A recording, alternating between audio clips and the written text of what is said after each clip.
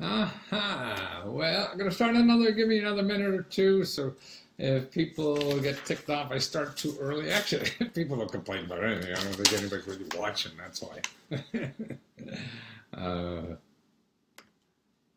But I have fun doing it, and that's the important thing. That's what I hear. I mean, that's what, to me, basically life is some pain in the ass, isn't it? I mean, everything's tough if you want to do something in life. It's all tough. So if you find something you like doing, then you're winning already. It doesn't matter how well you do it or if you succeed or not, because nobody knows really what succeeds. Afterwards, you find out or realize or something. And that's most people I run into over the years that made a bunch of money doing something. And I think 90% or more, it was just accident. And then they get hired as experts, thinking they know how to do it, and they live off that for the rest of their life when. I can't make the magic happen again because there's no magic. It's just hard work and you get lucky. And that's why I think the key is, man, if you're doing something you're having fun at, then, then the rest is, gosh, who cares about the rest? You're having fun every day doing it. I think that's a secret to life. If you're working for, in 10 years, I'm going to be a billionaire. So if it doesn't happen, what? You just blew 10 years. I see that happening so many times. So instead of having that money thing or whatever it is that you think you need to be successful in life, as the goal that you just say, hey, I want to have fun today and try to figure out how to make money having fun. And that's what really I'm trying to show people how to do. That's why, with Trump now, the Trump phenomenon or whatever it is, I mean, I respect the guy, but here's a guy, nobody said he could do it, He has no experience, And when he started, he didn't start any money. He didn't spend anything on advertising or anything. He just acted like an idiot and got a lot of free TV. I wonder who else could do that. I mean, that's how I sold books. So that's how I relate to. I mean, what I found out is the camera goes to the idiot. And that's how I was a regular on talk shows. Oprah, Larry King, and stuff like that. Because, man, I was just having fun out there, and I enjoy it. And that's where the passion comes from, is you having fun. And if you're having fun, man, that translates. Everybody gets up with a PowerPoint presentation or anything. I mean, I study like hell. What the hell am I going to say to you guys? And I research and do it. But I have pieces of paper here. I don't know what the hell they're for, but they're all my notes of what I'm going to say. But I never read them because I want to pour out. I mean, it's like having a cheat sheet when you're making love. Do you do that? You have a little checkoff sheet in your PowerPoint when you go make love to somebody? Nah, you don't do that. That's not life. That's not a fun life. Life is talking from your heart and opening it up, and everybody wants to have a prepackaged plan or whatever. Well, what I want to talk about today is jobs, man. Everybody's talking about jobs. I'm reading some of the questions here. We're watching, buddy. Oh, Jeremy, nice to see you again. He's a great fan. I appreciate him very much. Tell him, man, Thomas Bell. Sherry says, how do we figure out what to do creating such a dicey world that changes by the minute? You're right. And that's it. But I think, here, I'm guessing. Everybody's guessing, don't know.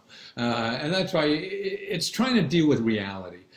And how do you fit in to what's going out there now? And that's why I think what's going out there now, it makes it easier to fit in, because the growth, I mean, I'm looking at growth jobs now, what they call a gig economy. These are non-job jobs where people are making money. Now, this gig economy, you've heard of things like Uber and Airbnb and TaskRabbit, all these things. This is where the growth in employment is happening. So they're jobs as independent people. You have an extra couch. You're making money, so you're an employer. But that's why I say I'm talking about you can create your own job faster than Trump could ever dream of, or faster than he could do a tweet. And look, Twitter is just a indication I mean, where we're going as a society, wherever you want to call it, good or bad, and I don't know if any of this stuff is good or anything's bad, and what I think it really boils down, there's a good and bad in everything. And that's why, but you want to get on, I would think, to the stuff that's going somewhere in the future, not that's going somewhere. You don't want to be making buggy whips or whatever they are, when cars are coming around. So I want to say, where's the country going? So like things like Twitter. Okay, I was looking up, when I did the promo for this, Twitter has a value of like $14 billion. $14 billion. They've only been around, like 5 years or something like that. $14 billion, that's amazing. That's the same as Marriott hotels. So they're worth as much as Marriott hotels. Wow. And Marriott has been around for like 50 to 100 years. Now, Marriott Hotels also has 130,000 employees. Yeah. You know how many employees Twitter has? 3,000. 3,000 employees. So you have 3,000, well, actually, I think it's somewhere between 3,000 or 4,000.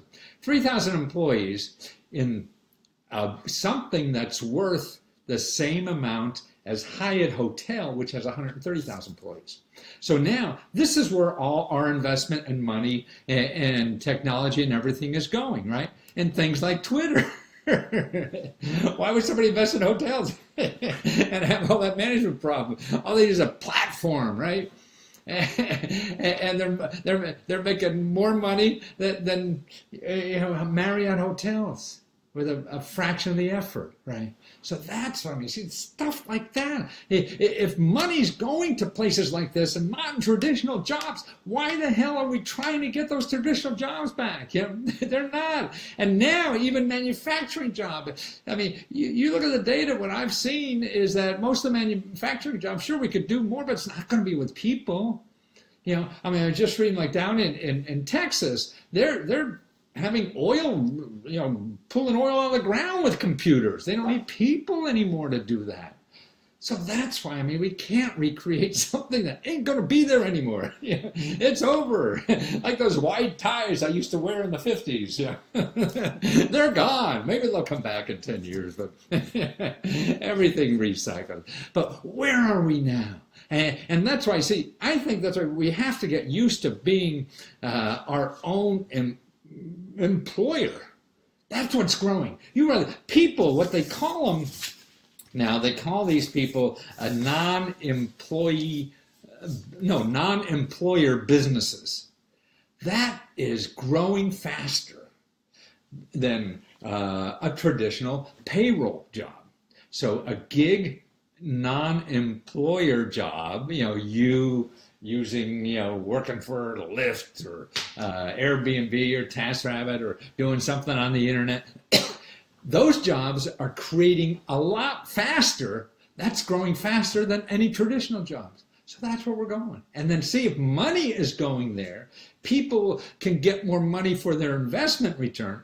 So the fat cats in Wall Street and stuff like that, then that's where that's going. So obvious that's going. And see, to me, what's good about all that too is that, man, I think we want to do that anyway. So it's less secure. But normal jobs are getting less secure than ever, right?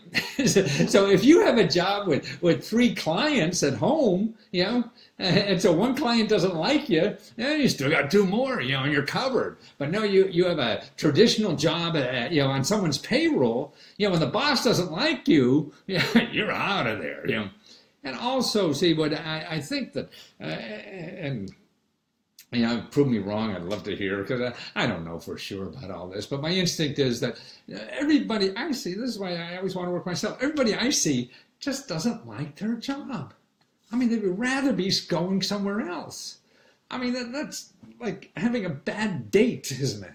You have a date that's terrible, and you go out with somebody, oh, God, this is bad as soon as you open the door, right? Oh, God.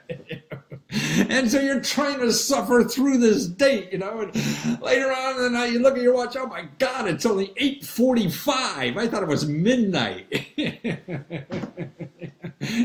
And that's what I feel. Everybody works like that. So how are we contributing more to society if every job seems like a bad date? Don't you love those dates? Have you had those times? When, you run into somebody by accident and you start talking and talking more, whatever, and all of a sudden, oh my God, it's 3 o'clock in the morning. I missed my train. Why shouldn't our work be that way? Because then you could give more than anything, And that's what society needs, more of you, not less. And our traditional working culture seems to be, I'm going to work as little as possible. I mean, doesn't that sound un-American? Don't you want to give to this country? Don't you want to give to the rest of us? And I think it hurts us inside because I think that the greatest thing in the world is giving. How much are you going to give to the rest of us? Yeah, not how little are you going to give? It's how much you can do. And the older I get, man, I see that's the best thing part of life is just trying to figure out how much can you give before you die. I think these new opportunities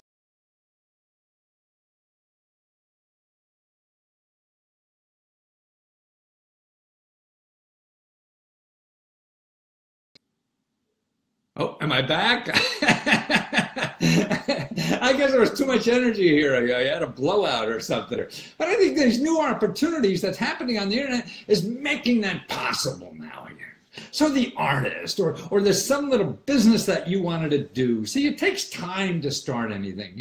It takes time to grow a garden. You just can't throw seeds in the ground, and have dinner by 5 o'clock. So everything takes time. And that's why I see ways, so you can keep that job you don't like, and start your own thing part-time. Because number one, it costs no money to do this. Number two, all the things, the platforms are there to you to do this. The insurance is there, in these platforms for you to do this. The billing is all taken care of in these platforms for you to do this. So, like you could start a store for 20 cents. Right now. Before you need $500,000 and a contract at the mall. Now you don't. You need 20 cents and you go on to Etsy or Amazon or whatever, and you got a store in 20 minutes. Now you got to figure out how to make money on it, and that takes time. So what do? You keep your day job, okay, and you work at this and you still build it up. I've interviewed over 1,000 people who've used these kinds of things over the last 3 years, and that's how they do it. And in a year or two, so it takes a year or two or whatever to build this up, and now they're independent and able to say, I'm out of here. Now I'm doing this full time. And it costs nothing. Or, you use the gig economy to keep your body and soul together. You're delivering meals for, DoorDash or something like that. Or maybe you like fixing things or whatever. And so you go on one of these sites where you fix things for people, in the neighborhood. There's so many things. You like repairing cars. You could go online and do that for your neighbors and get paid for it. You like, working around the house and fixing something, you could do that and get paid for it. But and the flexibility, you do it when you want. And that's what's so neat about that. And so it's a good way to make money if you're going back to school to learn something. But don't go and pay a fortune for college. That's another, stone that you put around your neck, and never get away from it. Then you'll get some job you hate just to pay that college loan. And that's worse than going to jail, I think. So it puts people in jail, what it is. There's universities now, you can get a bachelor's degree, a master's degree in healthcare, engineering, or whatever, for nothing from accredited universities that you can then go to Berkeley, the University of California, with that credential.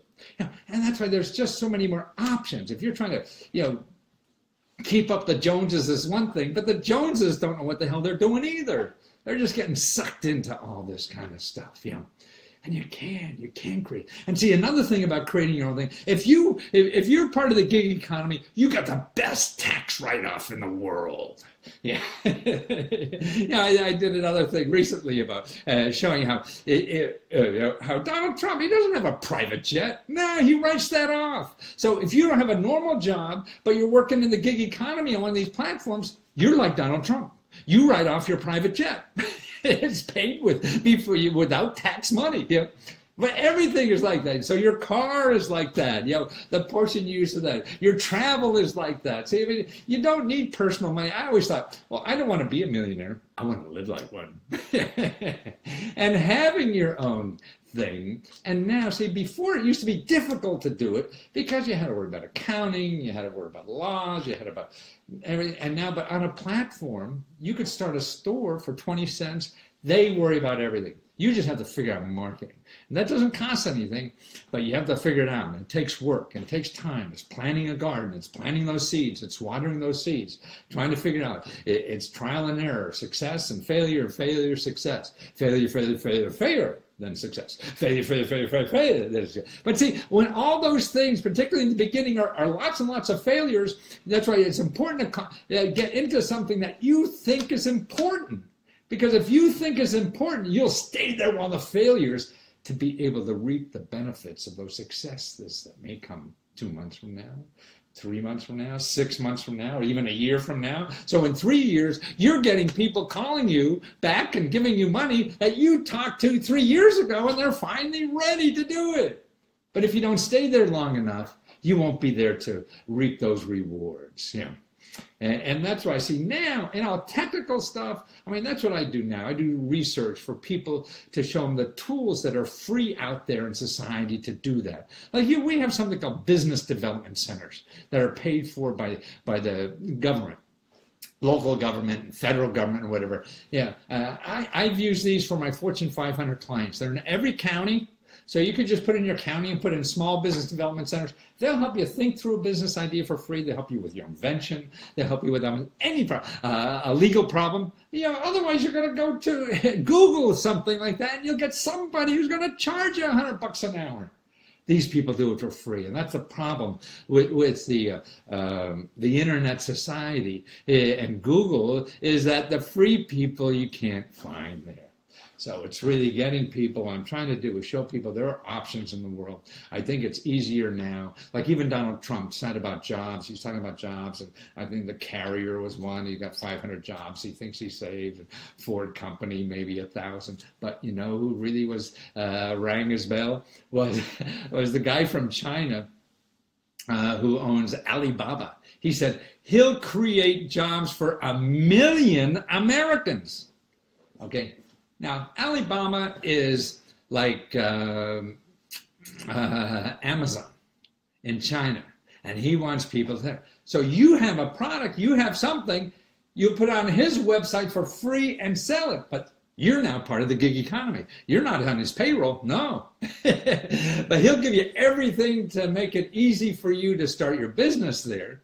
So you could be selling, whatever it is, peas from California to the people in China on his website. It costs you nothing. He just takes a little piece of the profit when you get a sale, and he figures out all the rest. See, and that's 1 million jobs. There's no other in America that Trump is talking to talk more than 1,000. 1 million jobs. See, and that's part of the gig economy. This is what's going on. And I was interviewing people, hearing stories that like there's a village up in China, up in the mountains somewhere. What happened as China developed in the last 20 years, what happened, these small villages, the men would leave and go work for factories in the big cities. And that's why they'd come home Christmas and that was it.